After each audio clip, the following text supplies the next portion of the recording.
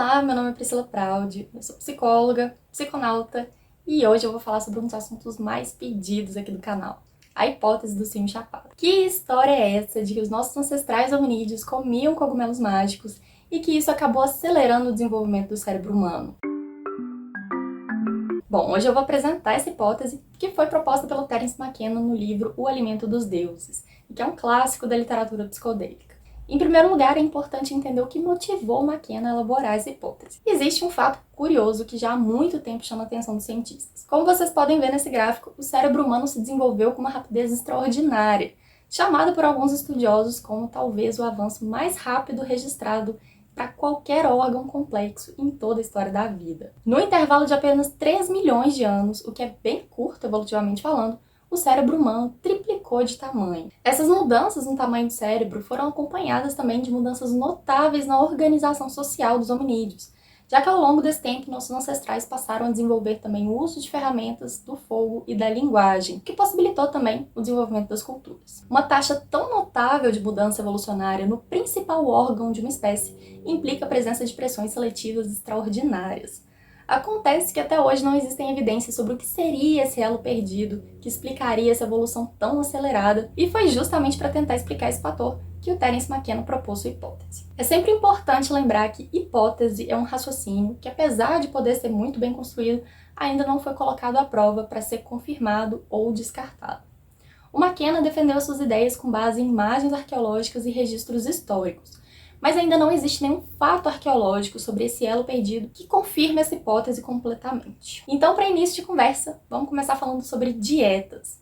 É importante entender que as dietas afetam tanto as nossas atividades cognitivas quanto o nosso comportamento, e elas podem estar relacionadas, inclusive, a mudanças na evolução biológica das espécies. Quando os nossos ancestrais homo habilis passaram a andar eretos e a utilizar ferramentas simples, eles passaram também a expandir a sua dieta, incluindo raízes, tubérculos e bulbos, que agora podiam ser acessados com uma simples vara cavando o chão. Uma dieta variada impacta o nosso corpo de várias formas diferentes, e isso significa que o equilíbrio químico do nosso corpo está sempre em alteração, possibilitando, assim, uma maior variedade de situações que vão atravessar aí o processo de seleção natural.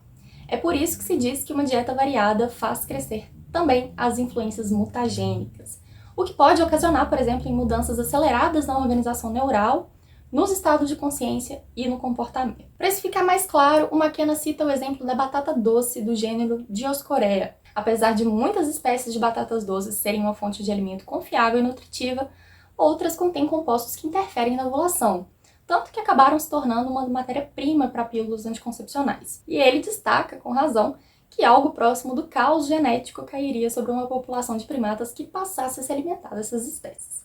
Então ele fala que muitas situações desse tipo, ainda que em menor magnitude, possivelmente aconteceram enquanto os primeiros hominídeos experimentavam novos alimentos. Experimentando uma maior variedade de alimentos, os nossos ancestrais começaram a descobrir que, quando ingeridas, algumas plantas suprimem o apetite, outras diminuem a dor, e outras dão mais energia, mais vigor físico. E esse processo de notar as mudanças no próprio corpo, na própria percepção, fez com que eles se aprofundassem no processo de autorreflexão, algo que é extremamente importante para a formação da noção do eu. Passo à frente, agora, como Homo erectus, os nossos ancestrais tornaram-se onívoros usuários de ferramentas. O processo evolutivo, que antes era estritamente biológico e bastante lento, passou a se acelerar a partir do momento em que a gente começou a desenvolver formas culturais, através da elaboração de rituais, da linguagem, da escrita e das capacidades tecnológicas e mnemônicas, ou seja, da nossa capacidade de fazer associações de sentido. O Terence McKenna destaca que, da mesma maneira que o uso de plantas, alimentos e drogas influenciam o nosso corpo físico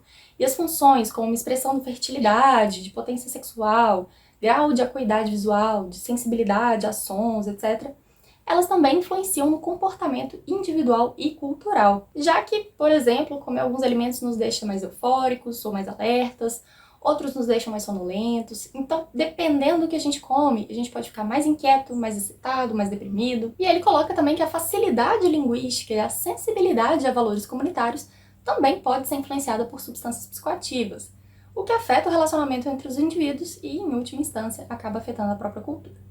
Isso pode ser facilmente observado hoje em dia, reparando em como que a sociedade encoraja o uso de certas substâncias que produzem comportamentos aceitáveis.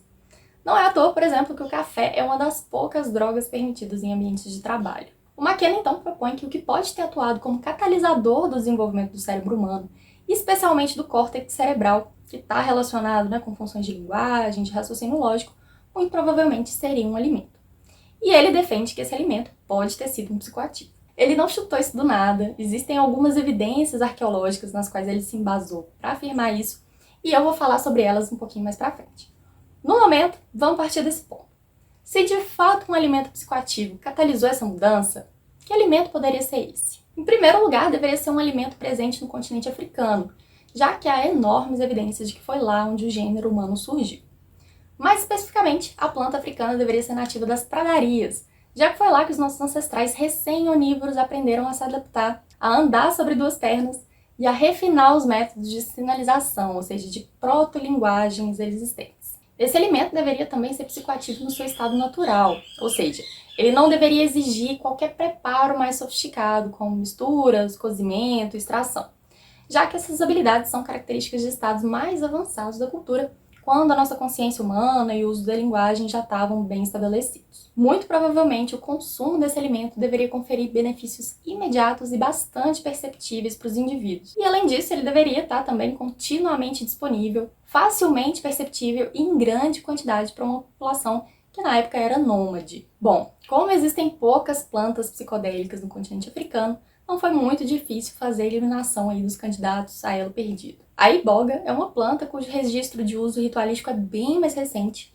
e a arruda da Síria, que contém DMT, exigiria aí um preparo bem mais sofisticado para que o consumo apresentasse efeitos psicoativos. O alimento mais provável, portanto, seriam os cogumelos Psilocybe cubensis encontrados no esterco do gado. A ideia é que quando os nossos ancestrais remotos passaram a ocupar as pradarias africanas, cada vez mais eles encontravam gado selvagem que comia a vegetação. A caça já era uma grande fonte de sustento, e nessa busca aí por sobrevivência e ampliação da dieta, realmente é muito provável que eles experimentassem essa nova possibilidade de alimento, os cogumelos que cresciam no rastro do esterco que o gado deixava. Mas, para que o consumo dos cogumelos tivesse tanto impacto assim sobre o desenvolvimento do cérebro humano, esse consumo deveria ser vantajoso e consistente durante muito tempo. Então, que tipo de vantagens os nossos ancestrais poderiam obter ao consumir os cogumelos mágicos? Em primeiro lugar, o McKenna argumenta que pequenas quantidades de cubensis aumentam notavelmente a acuidade visual, especialmente na detecção periférica. Isso garantiria aí uma vantagem considerável na caça e na coleta. Com mais alimentos, maior a chance de chegar à idade reprodutiva, garantindo aí mais uma vantagem evolutiva. Um segundo ponto levantado pelo McKenna é que quando tomado em doses ligeiramente maiores, os cogumelos tendem a provocar excitação sexual, e o aumento da ocorrência da copulação favorece diretamente a reprodução humana. Ele destaca ainda que a atividade sexual ligada a um ciclo de disponibilidade dos cogumelos pode ter sido importante como um primeiro passo em direção ao ritual e à religião. E o terceiro ponto tem a ver com êxtase xamânico, relacionado ao início do pensamento religioso e também ao fortalecimento dos laços comunitários e das atividades sexuais grupais. Esse ponto é complexo e, para eu não me estender muito aqui, eu quero destacar um trecho do livro em que ele fala sobre isso. Sem dúvida, no terceiro e mais alto nível de uso, as preocupações religiosas estariam no primeiro plano da consciência da tribo, simplesmente por causa do poder e da estranheza da experiência em si. Esse terceiro nível, então, é o nível do êxtase xamânico totalmente desabrochado. A intoxicação por psilocibina é um êxtase cujo sopro e profundidade são o desespero da prosa. É totalmente outro e não menos misterioso para nós do que era para os nossos ancestrais que mastigavam cogumelos.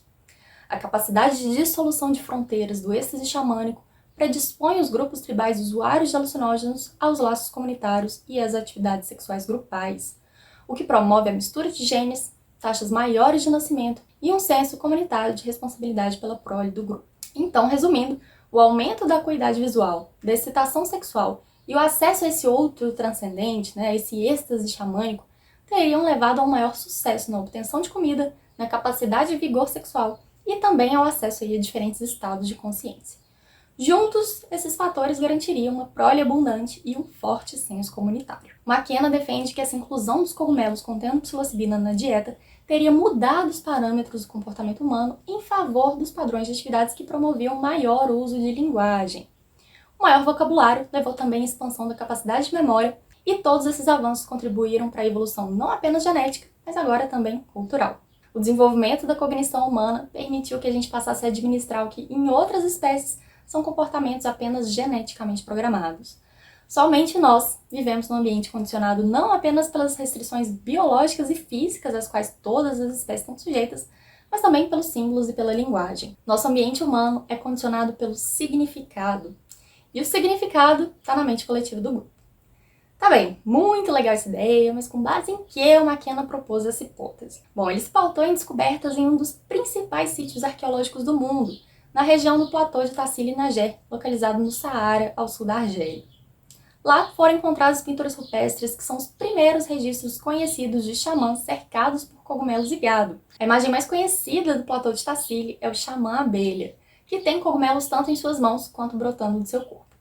Numa outra imagem, nossos ancestrais são retratados dançando dentro de uma caverna, segurando cogumelos e com cogumelos ao redor, cercados também por figuras geométricas que provavelmente fazem referência às visões dos cogumelos. Uma outra pintura inclui uma imagem maravilhosa de uma mulher dançando com os braços abertos e chifres na cabeça, que seria a corporificação da grande deusa de chifres. Os seus descobridores, inclusive, acharam que ela poderia ser alguma ancestral da grande deusa Ísis do Egito, a mítica protetora do cultivo de grãos. McKenna argumenta ainda que essa cultura desenvolvida no Tassili, que cultuava a grande deusa, o gado e os cogumelos, muito provavelmente era matriarcal e igualitária.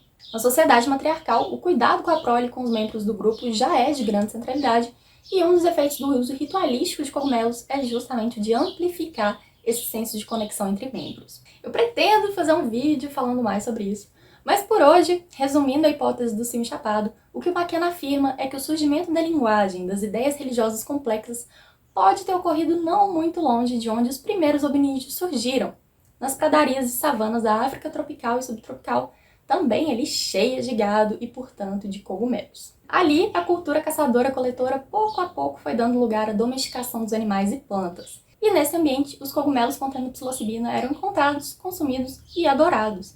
E isso provavelmente influenciou muito a formação do ritual, do desenvolvimento da linguagem e de uma cultura supostamente igualitária. Segundo Terence McKenna, o Éden não foi um mito.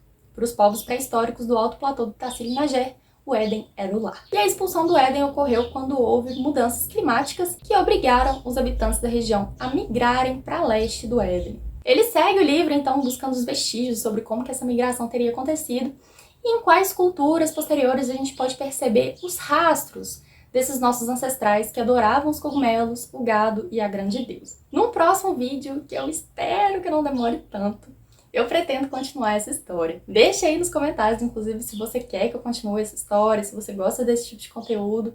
E comenta aqui também o que você achou sobre essa hipótese, se você conhece algum contraponto a ela. Se esse vídeo foi útil, curta, compartilha com quem você acha que pode se interessar por esse assunto. Se inscreve aqui no canal, caso você ainda não seja inscrito. E ativa o sininho de notificações para você saber quando eu postar vídeos novos, já que nem sempre eu tô postando por aqui. E aí eu preciso aí dar uma ajudinha nos algoritmos do YouTube. Bom, gente, por hoje é isso. Um grande abraço e até a próxima.